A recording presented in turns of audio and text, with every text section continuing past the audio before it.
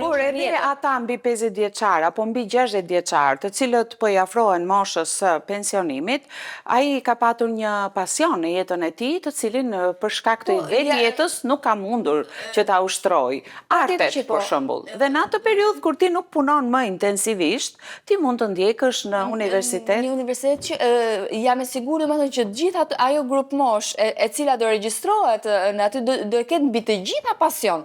Pra do jetë një universitet që do ndjekë për pasion. Pikërisht. Okej, ka dhe një pjesë dhe do absolutisht një pjesë e rëndësishme dhe mund ta ndjekë edhe sepse do që t'i japin vetes një mundësi punësimi, për shembull mund të ketë njerëz të cilët kanë bërë një punë, le të themi, jashtë profilit që kanë dëshiruar për një periudhë të gjatë kohe dhe ndjejnë që mund t'u jepet mundësia që të studiojnë në një profil të caktuar dhe më pas ta ushtrojnë këtë si profesion. Atë kohë sa ta gjykojnë ata.